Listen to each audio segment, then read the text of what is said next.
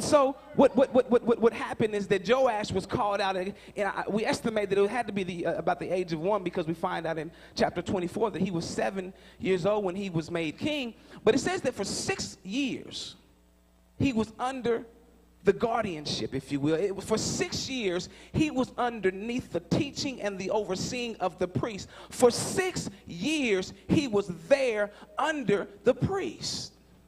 Now they knew that he was going to be king, but for 6 years he had to wait for him to be installed as king. For 6 years, they knew he was going to be king, but it was not time for him to be king until there was some maturing that took place. Some of us are moving too fast. You may be gifted, you may be talented, we recognize the call is on your life, but you got to wait through the process. There is some maturing that has to take place before you can be installed to your rightful place. God is doing some things in your life.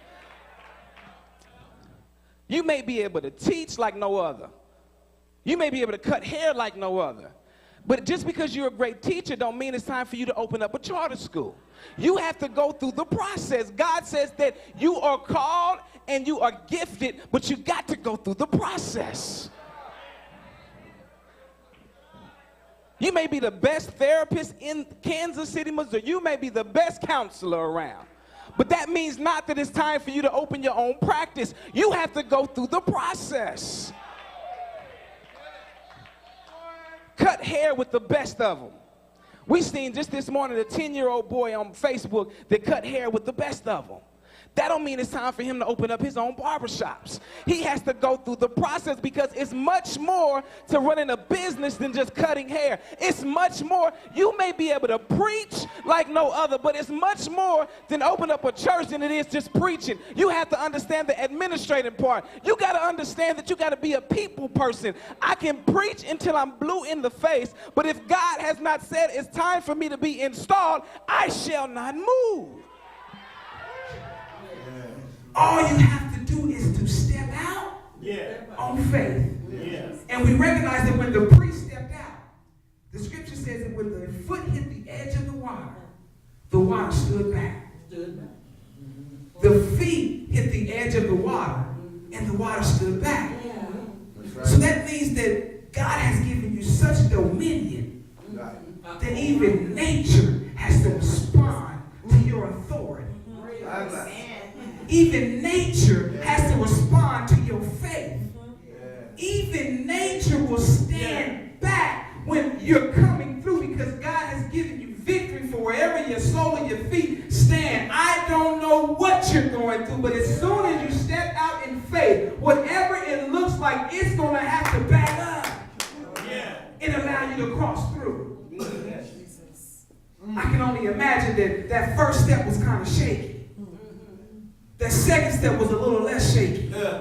Now again, just by my own imagination, I would only imagine that the center of this river was the deepest. But I can only imagine that when they got to the deepest part of that river, that their faith was so strong that they had to keep going. You can be right in the midst of your trial and tribulation, but if you keep going, I guarantee you your faith will never be the same. You have to continue to press through, because God has said that wherever the sole of your feet stop, you will have victory over that situation. I don't know if it's a court case, I don't know if it's finances, I don't know if it's relational, I don't know if it's health, I don't know what it is, but press your way through despite what your circumstances look like. I'm reminded of Jesus in the middle of the storm in the boat with the disciples. And the storm came and he was at peace. And he said, peace, be still to the storm. And when you recognize when he got over to his destination, the man who was in the tombs came to him. And said, I know who you are. I know who you are. What are you doing here? This is for you. When you get through your storm, the demon's going to recognize who you are, and they're going to come and bow down to you. They're going to say that he already got through what we threw at him. She already got through what we threw at him. We might as well submit right now. What are you doing here? It ain't time yet. That storm that you in is their last effort. That storm that you But once you get to your destination, they know that you've already got victory. Yes, that's right. Yeah, that's good news. Thank you, Because the enemy recognizes he can't get you nowhere. But he will stop you from getting to those who don't know Jesus. He will try to confuse you and entangle you so that you can be so frustrated that you will withhold your gifts so that those won't be able to experience the presence of the Lord through you. Hallelujah, somebody. And we see here that Paul basically says that I have some limitations.